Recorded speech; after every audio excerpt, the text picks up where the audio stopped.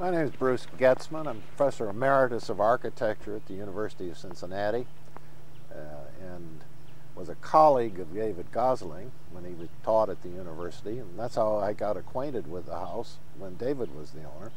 Previous to that, working with the Cincinnati Preservation Association, we met with Pat Boulter, the widow of Cedric Boulter, the builder of the house, and worked with her a bit in preparation for her sale of the house. One interesting fact, at the time we tried to get Pat to grant an easement to the house to prevent changes being made, and she was reluctant to do it and didn't do it. And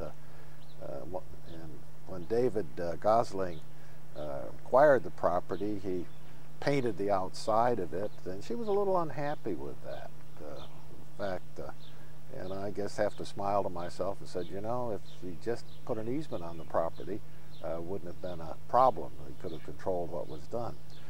But anyway, the Cincinnati Preservation Association is happy to participate in this oral history program, along with other groups, the modernist movement group in Cincinnati, trying to preserve all the wonderful modern houses in Cincinnati. So as I say, my involvement with this house was basically with David Gosling when he first purchased the house, and talking with him about some of the problems of the house, but basically also filling in the carport for studio or study and gallery space. Now, my architectural involvement later on was when it came time to restore what was initially a mother-in-law's wing to the house on the other side of the carport. And Ken Hughes, on my left, was the ongoing contractor, restoration contractor for the project, and he really knows more about the nuts and bolts of it. But as I say, my involvement was relatively minor, but anyway, it was fun working with Ken to try to work out some of the problems connected with the restoration of this marvelous building. I'm Ken Hughes. I'm a restoration contractor. For the Goslings, they like to refer to me as one of their live-in friends, because I spent so much time here restoring the house. It's an honor for me to work with CPA and CF3 here on this documentary of how this house came back to its once grandeur, or we'll say we put it back to look as it did, and we also did some improvements to the house. My work started with the addition, and it continued on into the main house, and there was a variety of things that were done. Some was large, and other were just aesthetic issues, in particular installing ornamentation and also working with some colors. It was a great honor working here at the house, and I hope everyone enjoys this program.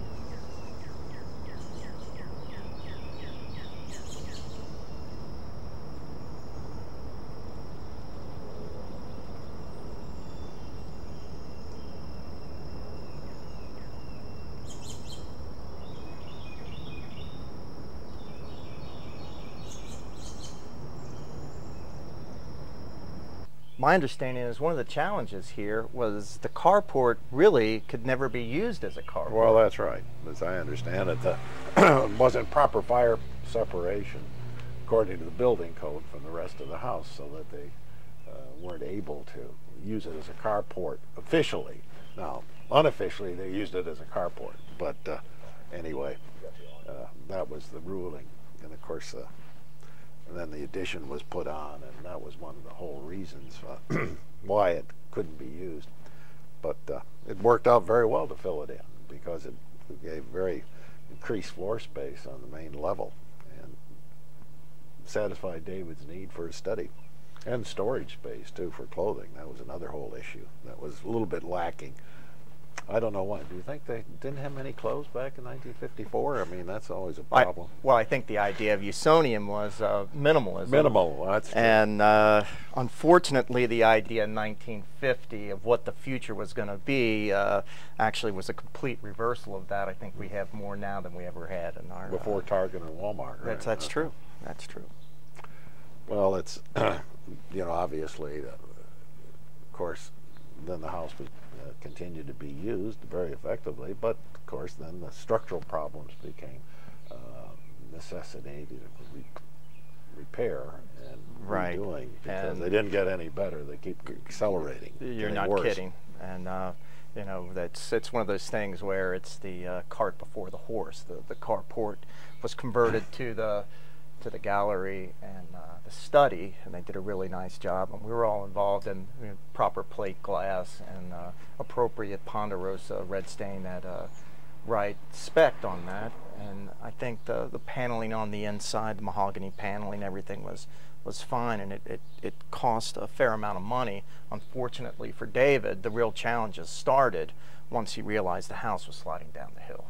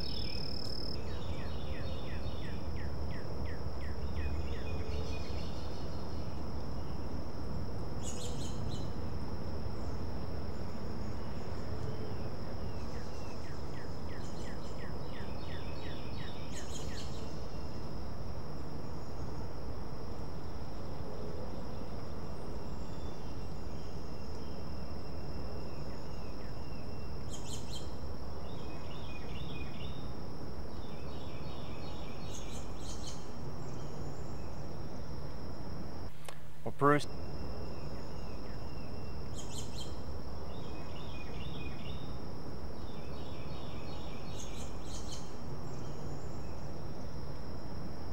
Well, Bruce, we're sitting in front of the addition, and I remember when you called me and we met here, and we looked out onto the terrace, which was crumbling, in the yard, and the house that was sagging, and looking out those windows, seeing all those towels and t-shirts stuffed into the cracks of the windows, and it was ghastly hot in there, and we tried to open up the casement windows and they would not budge. At that point, you asked me if I was the right person for this, and I said, well, as long as you take responsibility for everything, I guess I am, and that's how we began here. That's right. And we had John Ronker, the engineer that was involved in this, had to do the underpinning. And once the underpinning was complete to tie that addition into the bedrock, we had the task of removing everything from the walls to the ceiling. Propping up the roof. We had jacked everything up to make sure that it was level, and then we took everything apart and labeled it, and some things had to grow. and we had to replace those boards that crossed, and then we had to replace all the casement windows. We replaced those, I think, with insulated glass. Yeah, we have insulated glass, except at the corners, of course. Except at the corners, and that was the real challenge because it was mitered glass, and how to get that glass to meet square and still look relatively. Yeah, because the gap was something like this. And remember that? It was anywhere from 3 to 4 inches, yeah, and then it tapered down. And the great thing about this client, David Gosling, is he was very flexible with the budget, and he really wanted to do things properly here. And that's what we did, and it was great when we made the windows and reinforced the beams which held the house up. They were more or less 2x4s, single.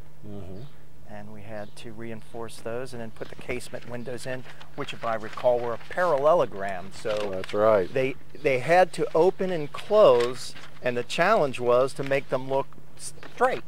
I dug through my files and found the drawings that we did, or I did, of the house, of course, as we wanted it to look. Now, this doesn't reflect at all the sags.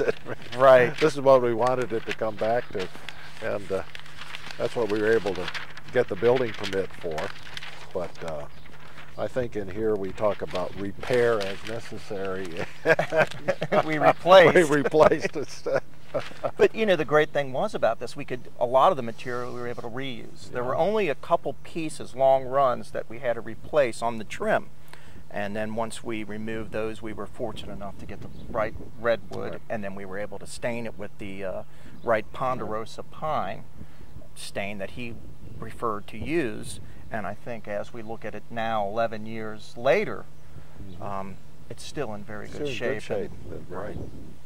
Yeah, I remember standing in the bedroom with you, and we were trying to adjust the heights of the sash, because they're not totally horizontal now even, but just to make sure when you looked at it there was a minimal intrusion. So anyway, it worked out.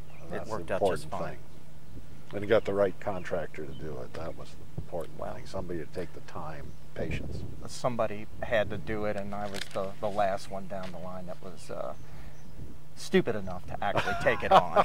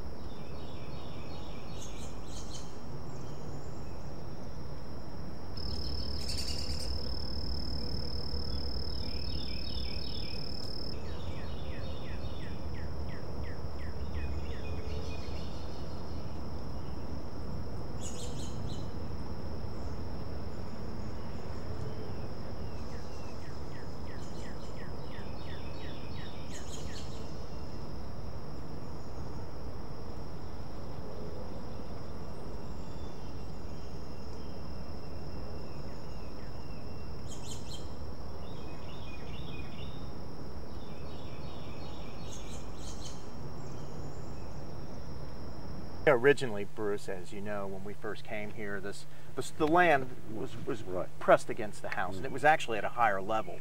And you can see from the top banding the level that the earth was. And one of the challenges that they had was that there was so much water coming down the hillside that it started to not only make a bow in the house, but start to push the house down the hill, creating all kind of structural problems in the basement and out on the terrace. Putting this retaining wall up and creating this passageway connecting with the terrace helped the house greatly. Okay. All right, Bruce, we're at the back of the house, and this is really where all the problems began. If you look at this, you can see we've got a retaining wall here, and then you've got this breezeway through. one of the real challenges was the backside was the fronts of the block, so that just the block's end. What we had to do was put this stucco wall up, the stucco over the top of the... Why'd you have to do the stucco? Just a well, cosmetic? Well, it was a cosmetic issue, and that kind of was a real challenge for David because he didn't have the horizontal bandings that you saw on the house. He felt that Wright, it was very important with his design, and you know a little bit more about what that meant. If you could help me out a little bit with that. Well, that was an important feature of the house to express the horizontality of the whole thing. That's why the block was buttered. The joints were buttered, vertical joints were smooth, and then the horizontal joints were cut. And that was the real problem because we got the ends of the block here. And so all you saw was the butt end. Yeah. David wanted to continue that horizontal banding by plastering and scoring. You know, I felt that it was disingenuous to the house, particularly where we cut this way, and it was more expensive. So we ended up with a real simple stuccoed wall at the breezeway. Well, it shows basically the, you know, part of the change that was made of necessity. It makes sense.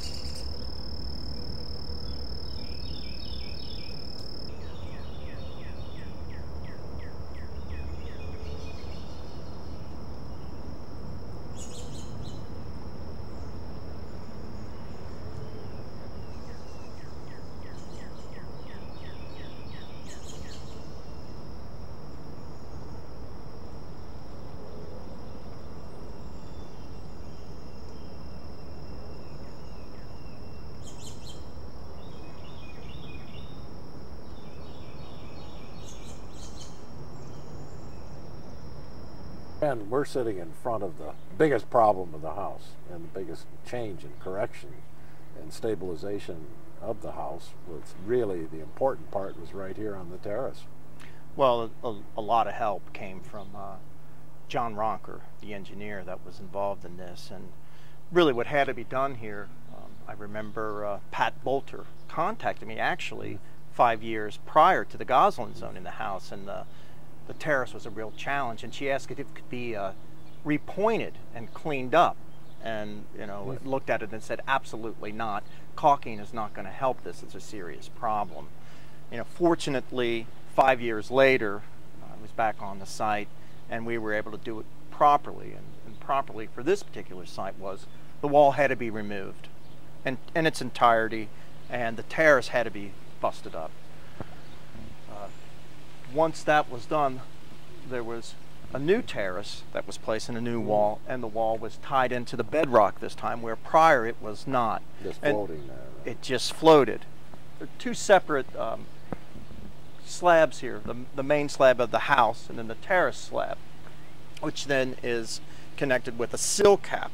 Now, one of the problems with the sill cap went over the top of the new terrace, and you had that settlement movement which cracked the slab of the house, and then the water started running in instead of running away. So that was cut back and on a 45-degree, and the slab that was placed had a red dye in it to match the floor. And one of the important things was with this wall was the same thing. You see the horizontal banding, which reflects Wright's thought of the prairie and the plain. With this renovation, with the terrace, the next part that we worked on were the timbers. And at the bottom of each of the timber, because of the water problems, you had water seeping into the timbers and rotting them out, which we used a wood consolidant, Arbitron wood consolidant, and you did it right, and it was stainable. And, today, what you see is an intact terrace, which is also keeping the rest of the house from sliding down the hill, along with the underpinning and taking away the soil in the back of the house and putting up the wall.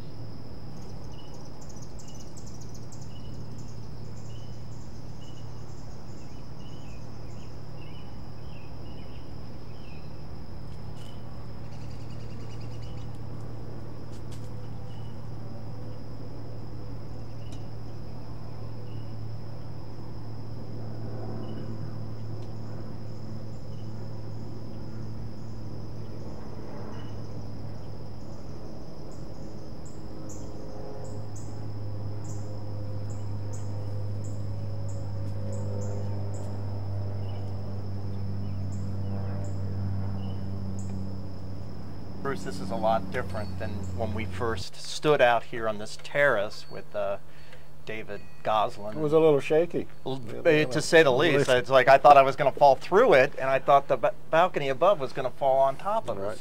You know, a lot of work took place here, especially on this balcony above, and you really can't see, but the floor had totally deteriorated. It was that epoxy system that Cincinnati floor put down in 1955, and it was a petroleum-based epoxy, and you know, I don't know what the difference is now, but I actually met with the contractor who installed it in the 50s, and he was still with Cincinnati floor, and I brought a sample in, and you should have seen him laugh, and the sample still had the ants that had made their home in it, and you know, what we had done was you know, totally went back to a canvas system and replaced all the boards that tied into the rafters and the joist, and to this day it's still here.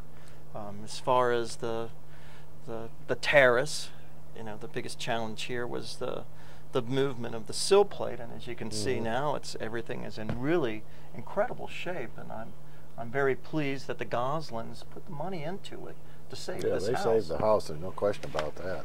You know, without David's investment in this house, it really wouldn't be here today. Well, Ken, you know, this is nice to sit here in this terrace and get reacquainted with the house and all the changes needed to stabilize the house and restore it. And I want to thank the Cincinnati Preservation Association for this opportunity, and also CF3, the Cincinnati Form Follows Function, a group that is dedicated to the preservation of modern architecture in Cincinnati, and the Wright Building Conservancy. There's going to be a conference of the Wright Building Conservancy in Cincinnati on September 22nd. It's going to be 3 days of tours and events, and you can find out more about the program by going to CincinnatiPreservation.org.